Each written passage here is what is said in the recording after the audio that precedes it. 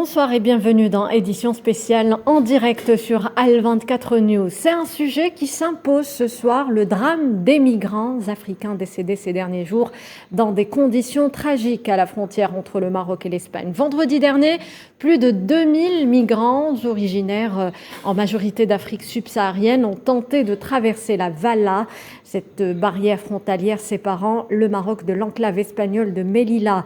Les scènes sont horrifiantes. Selon les sources officielles, il y aurait eu 23 morts. Plusieurs ONG humanitaires évoquent un bilan plus lourd. Le journal espagnol El País, qui a relaté l'horreur, déplore la tentative de franchissement de la frontière à Melilla, la plus meurtrière de l'histoire. Quoi qu'il en soit, dans ce drame, le Maroc est pointé du doigt. Les réactions ont été virulentes à l'égard de Rabat. Les ONG au sein même du Maroc ont vivement réagi. L'Algérie parle d'un carnage et accuse directement le Maroc d'être responsable.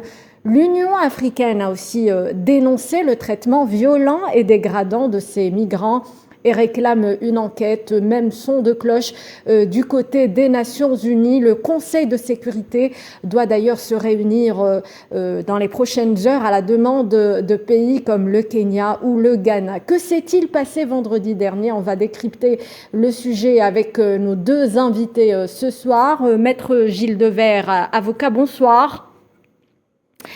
On va essayer de contacter, on tente toujours de contacter Monsieur Gilles Devers. L'écrivain et militant Jacob Cohen est également notre invité. Bonsoir Monsieur Cohen. Bonsoir. Alors d'abord, pour commencer, un mot sur ces scènes, le moins que l'on puisse dire, choquantes qu'on avait vues ces derniers jours à la frontière entre le Maroc et l'Espagne.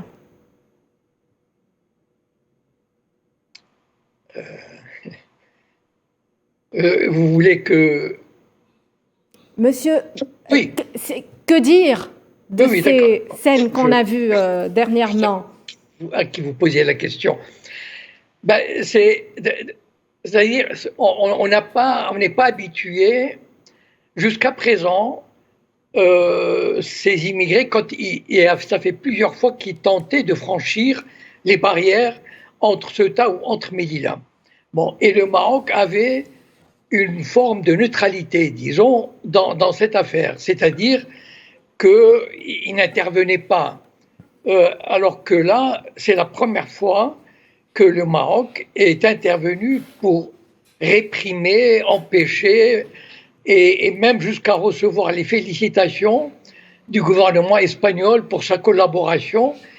Et ça, c'est vraiment un tournant dans la politique marocaine qui prend fait et cause quasiment, bon, après évidemment la normalisation avec le régime sioniste, maintenant il défend quasiment, c'est un peu, il est à l'avant-garde de la surveillance pour surveiller l'Europe des invasions africaines.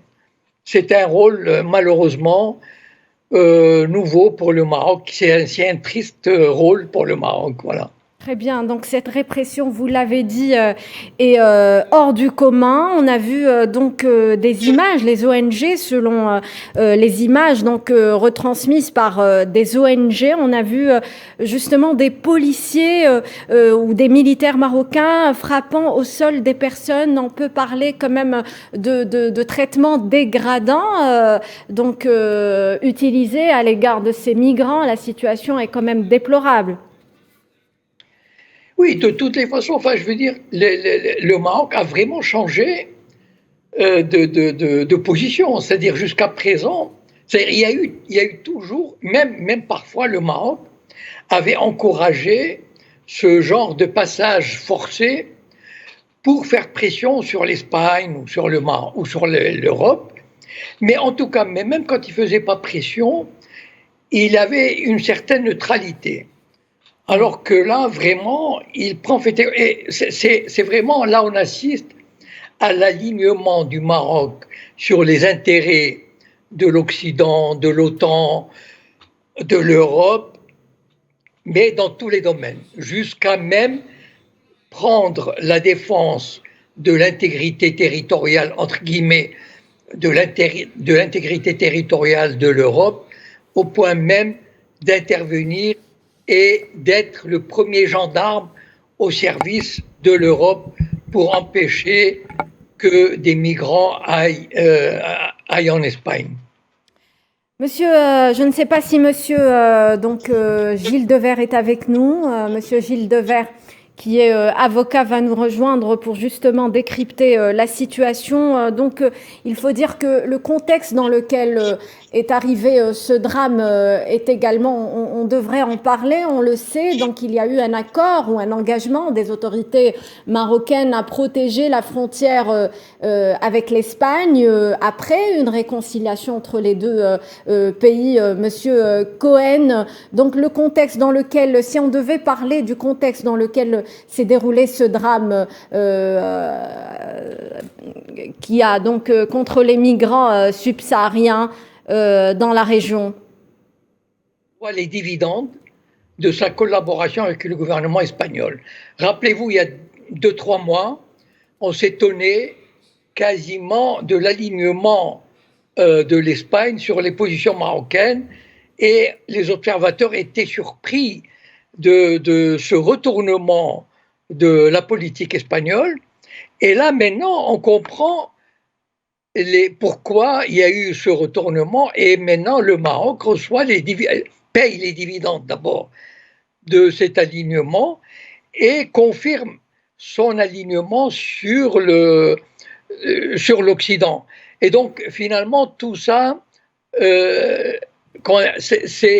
tout ça fait partie d'un ensemble qui fait que depuis un an et demi, sur la normalisation du Maroc avec le régime sioniste, mais qui va au-delà, c'est-à-dire que le Maroc épouse les positions de l'Espagne, de l'Europe, mais en retour, il reçoit des bénéfices. C'est-à-dire que maintenant, l'Espagne a changé totalement de fusil d'épaule et appuie le Maroc et reçoit aussi, l'Espagne trouve un auxiliaire efficace qui protège sa frontière sud. Très bien. Merci, Monsieur Cohen. On va continuer à parler de cette tragédie. Monsieur Gilles Devers est avec nous. Bonsoir, Monsieur Gilles Devers. Bonsoir. Si on devait commenter ce qui s'est passé vendredi dernier à la frontière entre le Maroc et l'Espagne, que peut-on dire? Il faut dire que c'est du crime organisé. C'est-à-dire qu'on joue avec les personnes dans un but politique avec intention, et c'est un jeu macabre qui s'appelle le crime, vu que ces réfugiés que l'on voit ici allongés en train de mourir au sol ou de souffrir d'agonie, ils sont arrivés comment? Ils sont arrivés par voie normale. C'est-à-dire qu'ils ne sont pas franchis des frontières. Il y a le mur de séparation avec le Sahara occidental et ils sont venus par les voies normales. C'est-à-dire c'est le fantasme du Maroc qui est un hub pour l'Afrique subsaharienne. Ils sont venus et ensuite, une fois qu'ils sont là, on les utilise pour un jeu politique, pour une diabolisation, pour régler des comptes et monter une image vis-à-vis de l'Union européenne qui est elle-même très lâche sur ce sujet-là. Donc, l'on dit les mafieux, mais les mafieux sont ceux qui organisent cela. Et les mafieux sont pas ceux qui font le trafic, vu que là, il n'y a pas de trafic. Ils sont arrivés de manière légale par avion à un aéroport marocain. C'est pas possible autrement. L'Espagne qui a justement parlé de mafia, mais on l'a vu, Gilles Devers, des images qui ont été montrées par des ONG marocaines, montrant justement l'armée ou les soldats marocains frappant ces migrants à même le sol. Tout le monde a pu voir cela. Et je redis donc qu'il n'y a pas de mafia, à part ceux qui, depuis leur bureau climatisé, organisent cela en Espagne et au Maroc. Mais en toute hypothèse, on ne traite pas les êtres humains comme cela. C'est absolument abominable de voir ces choses-là. C'est une dégénérescence de l'esprit. Comment des gens qui s'estiment être humains, qui ont une spiritualité, comment des gens qui ont une conscience humaine peuvent faire des choses de ce type-là à des personnes qui n'ont rien commis d'autre que de chercher leur chance après en quittant un territoire qui est dans une situation abominable, le Darfour, qu'on va pas développer maintenant. Mais il y a un motif, il y a ceci, et quoi qu'ils aient fait, on ne traite pas les gens de cette manière. C'est-à-dire que on a ici un projecteur dramatique, mais qui nous montre de quoi sont capables ces deux gouvernements quand ils ont décidé de monter des coups tordus. Et là, Monsieur Sanchez, qui se présente comme socialiste, il finit de mettre le socialisme plus que par terre. Donc c'est un drame humain. Mais je voudrais dire aussi, en tant qu'Européen, c'est un drame européen parce que l'Europe, avec une lâcheté tout à fait remarquable, mais elle est soi-disant paralysée par la montée des extrémismes, etc., bon, qu'ils soufflent eux-mêmes pour divertir de la crise économique qu'ils ne savent pas résoudre. L'Europe a confié aux pays limitrophes de gérer eux-mêmes. Donc, en fait, on donne carte blanche au Maroc pour faire ce qu'il veut. Et ensuite, on arrive à la déclaration du gouvernement espagnol en disant que nous avons simplement tenté de protéger l'ensemble de nos frontières et le travail a été résolu. Enfin, on est en train de basculer dans autre chose et j'appelle à toutes les consciences. D'ailleurs, on voit les ONG qui se manifestent. Oui. Il y a une difficulté juridique, mais il y a une difficulté humaine avant tout. Alors le Maroc, vous l'avez dit, est sous le feu de toutes les critiques. Le Conseil de sécurité, l'Union africaine, tous pratiquement appellent à l'ouverture d'une enquête indépendante face à ces crimes. Quand on entend des informations selon lesquelles le Maroc se serait empressé d'enterrer ces migrants avant même qu'il y ait justement une autopsie, que dire de ces informations, Monsieur Jacob Cohen?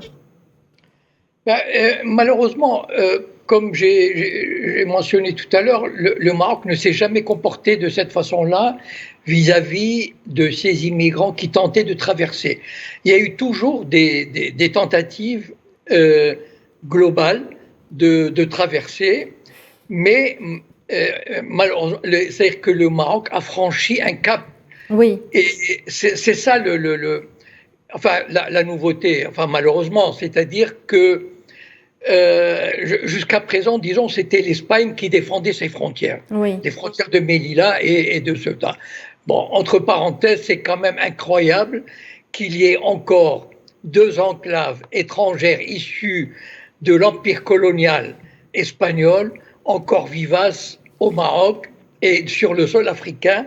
Et ça, c'est déjà un scandale et ça montre que, vous savez, un jour, j'avais dit, est-ce que le FLN algérien aurait permis de laisser 2 enclaves au moment où il aurait eu l'indépendance. Et donc, vous savez, en 1958, le Maroc s'était déjà allié à l'Espagne pour écraser les rebelles du Rif. Comment dire, c'est une vieille tradition, malheureusement, qui renaît, qui n'a jamais été finalement effacée, mais quand même, le Maroc n'a jamais montré ce vrai visage de la collaboration franche et meurtrière avec l'Occident, avec le voisin espagnol. Voilà, c'est assez quand même assez surprenant. Voilà, donc le Maroc qui franchit toutes les lignes rouges, Monsieur Gilles Devers, après son engagement auprès de l'Espagne pour protéger les frontières. Jusqu'où peut aller donc si on devait donc établir une enquête indépendante, qu'est-ce que cela peut apporter à la situation? Une enquête. Monsieur Devers? Oui. Vous voulez que je vous redise la question? Est-ce que vous m'entendez, Monsieur Devers? Oui. Monsieur Jacob Cohen. Oui, je peux répondre en attendant allez-y. Que Maître Devers reprenne la parole. Non, en fait, le problème, vous savez, c'est pas... Le Maroc a le soutien de l'Europe, a le soutien des États-Unis, oui. A le soutien du régime sioniste, et donc il peut dormir tranquille, c'est-à-dire que les organisations internationales ne lui chercheront pas des noises. Voilà. C'est-à-dire qu'il est sous bonne protection. Oui. Et donc, finalement, si le Maroc a pu se permettre d'agir ainsi, c'est qu'il sait qu'il est couvert, et il sera couvert. Et donc, même s'il y a une enquête, elle sera de toutes les façons... Vous savez, il y a 2 journalistes palestiniennes qui ont été assassinés à Al-Quds et en Palestine occupée. Et ben voilà, bon, il y a eu 48 heures de mouvement et puis l'affaire a été enterrée. Donc en fait, l'enquête, c'est est-ce qu'on a des appuis ou on n'a pas des appuis. Oui. Et le Maroc, il s'est mis sous le parapluie de l'axe américano-sioniste. L'Europe, elle lui fait les yeux doux. Et donc finalement, le Maroc s'en sortira. Bon, d'ailleurs, il n'y a pas eu tellement, vous savez, en Europe, on voit bien les médias que quand ils veulent mettre un problème en exergue, ils savent le faire. Or, en France, quasiment, c'est une affaire qui est passée quasiment inaperçue. Voilà. À peine, enfin, il n'y a pas eu vraiment de reportages, de scandales, parce que le Maroc est un pays ami, enfin, considéré comme pays ami, qu'il faut protéger. Et donc, mais il n'y a eu même pas une mobilisation de l'opinion publique française ou occidentale. Toujours sur ce point, Maître Gilles Devers, on vous voit, vous êtes avec nous. Que peut apporter donc cette enquête, le fait d'établir une enquête vis-à-vis de ce drame? Le cadre dans lequel il peut y avoir une enquête est effectivement un peu limité, mais offre quand même des possibilités. Les faits ont eu lieu pour l'essentiel sur le territoire du Maroc. Donc le procureur du Maroc a dit qu'il ouvrait une enquête, mais il ouvre une enquête contre les migrants, il ouvre pas une enquête contre lui-même. Bon, malgré tout, le Maroc a ratifié la Convention internationale de lutte contre la torture, et les traitements inhumains et dégradants font partie de la torture, et il existe un recours individuel. Donc je pense que mes confrères marocains qui commencent à travailler sur ce dossier, et nous avons des liens amicaux, seront tout à fait aptes à agir rapidement devant le comité contre la torture, qui n'est pas une vraie juridiction, mais qui quand même rend des décisions qui sont popularisées, qui sont très motivées, et qui vont démontrer qu'il y a ici l'exemple même d'un traitement inhumain et dégradant. C'est pas un défi pour le comité des droits de l'homme de l'ONU contre la torture que de gérer un dossier comme cela. La deuxième volet, c'est l'Espagne, parce que l'Espagne, elle est ouvertement complice de ce qui s'est passé, et pour moi, quand il y a des morts, il faut pas dire c'est simplement un méfait, ce sont des crimes, et on est complice de crimes, ne serait-ce que parce qu'ils avaient des possibilités d'intervenir, et d'après les informations qu'on a, il paraît que certains des réfugiés avaient pu passer le grillage, ont été rejetés de l'autre côté. On est d'accord. Bon, et ben l'Espagne, donc le procureur général d'Espagne est une dame, a ouvert aujourd'hui une enquête, et elle a l'air assez décidée, donc on verra bien ce qui se passe. Mais l'Espagne, elle est membre de l'Union européenne, elle dépend de la Cour européenne des droits de l'homme et la Cour de justice de l'Union européenne. Elle a donc des obligations vis-à-vis des réfugiés, avec des conditions qui sont strictes.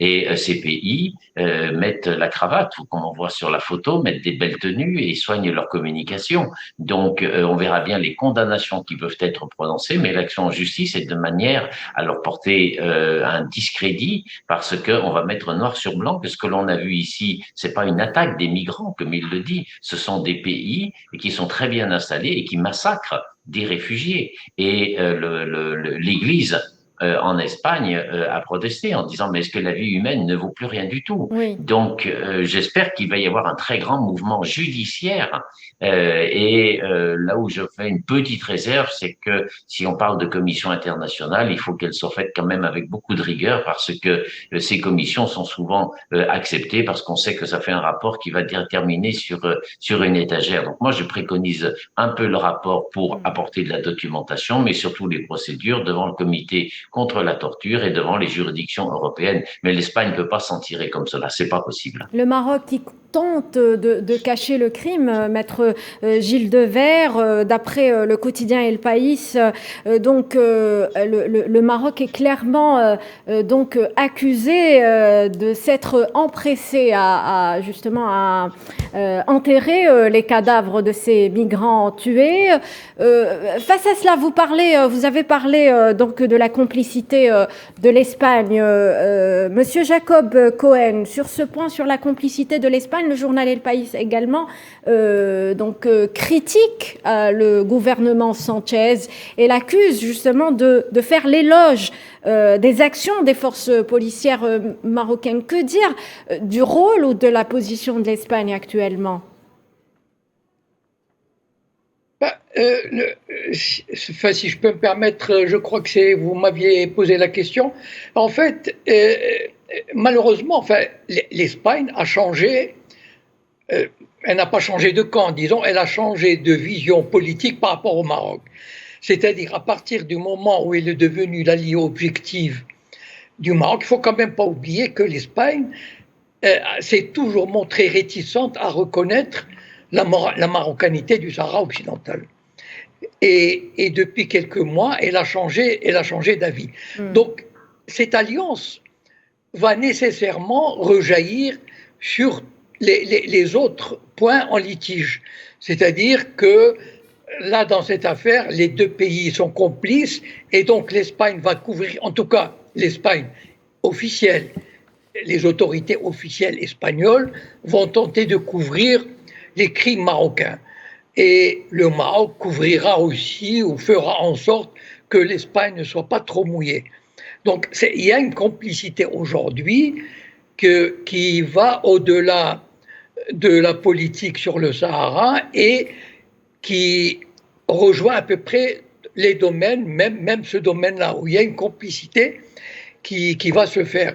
Et donc, il pourrait y avoir des enquêtes indépendantes et officielles, mais disons, je pense que les deux pays feront tout pour que ces enquêtes n'aillent pas trop loin ou pour se couvrir, etc.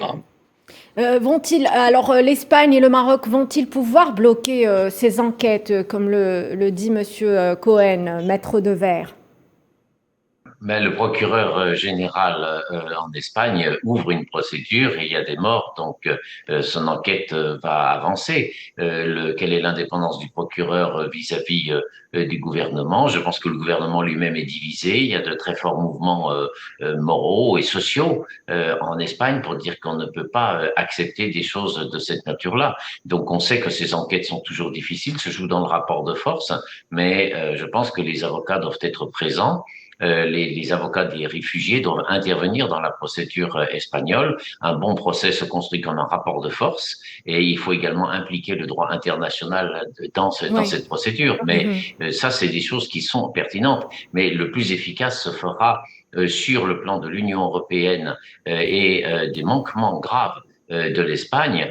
Ici, on a une Cour de justice qui a montré son indépendance, y compris en particulier sur le Sahara occidental, vu qu'elle a reconnu le Front Polisario comme mouvement de libération nationale, ce qu'aucune autre juridiction n'avait fait. Maintenant, il y a un appel, donc on verra bien ce qui sera fait dans le cadre de l'appel. Mais si c'est une commission internationale pour débattre, ça peut apporter quelques preuves, ça n'ira pas loin, ça je suis tout à fait d'accord. Si par contre on le met sur les rails de la procédure, je crois qu'il y a assez d'outils juridiques, des moments qu'il y a la détermination de faire appliquer cela, ne serait-ce que par les avocats, en bousculant le système judiciaire, il y aura des réponses.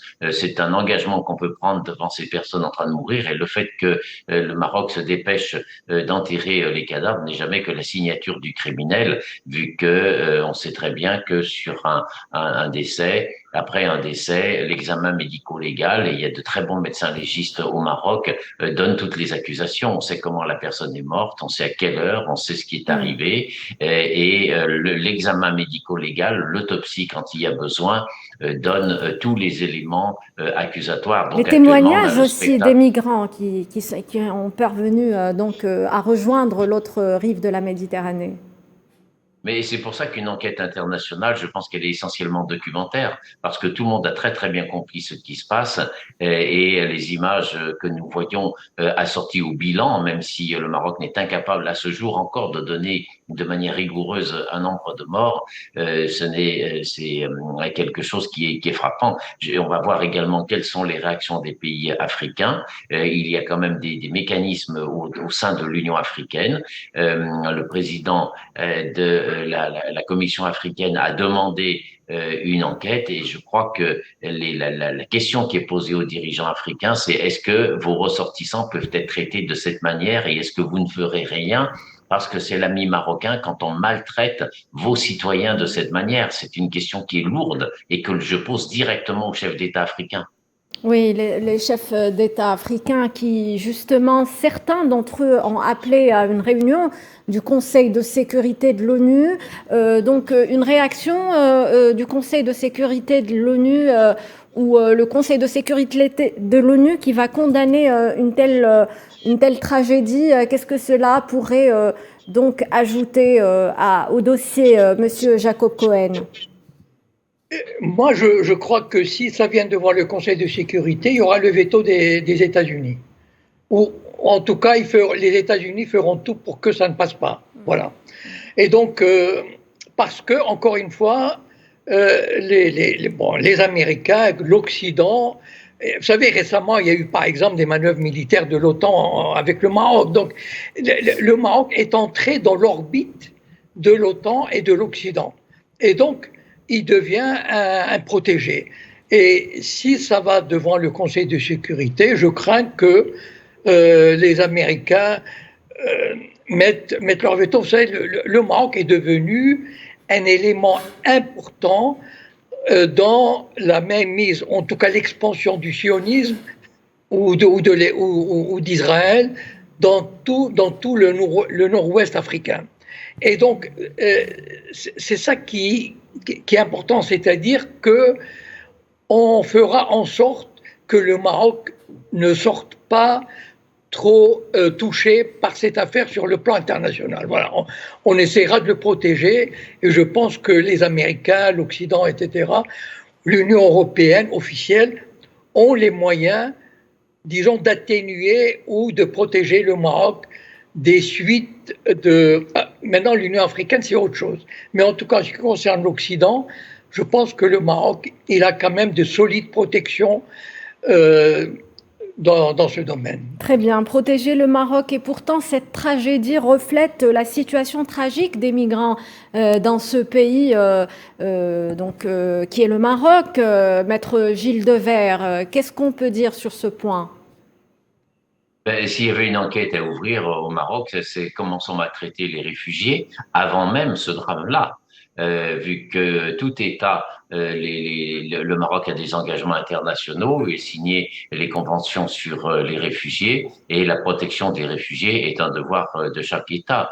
Or, ils sont venus, comme je le disais, par avion de manière normale. Ils ne sont pas des passeurs par la mafia, comme on dit, non, pas du tout. Et ensuite, qu'est-ce qu'on en fait? On les garde pour monter des opérations de cette nature. Il n'y a aucun effort qui a été fait de leur trouver une situation pour quoi que ce soit. Donc, il y aurait une enquête à faire sur l'attitude, la manière dont le Maroc gère ces questions-là et à quel point son fantasme de se présenter comme le hub pour l'Afrique qui qui aurait des contacts de partout, a un coût qui est particulièrement élevé.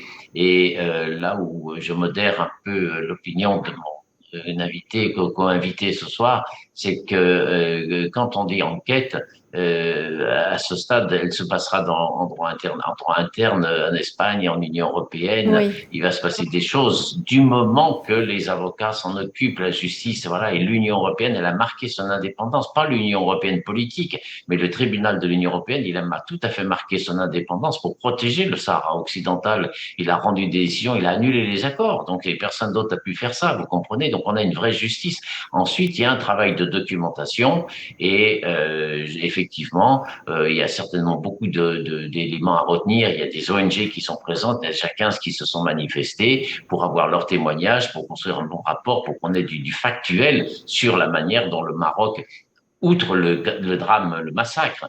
On espère que cette enquête aboutira à des résultats probants. Merci à mes deux invités, Monsieur Jacob Cohen, écrivain, et à Maître Gilles Devers, avocat, de nous avoir éclairés pendant cette émission. Je vous remercie de nous avoir suivis. Restez sur Al 24 News. Très bonne soirée.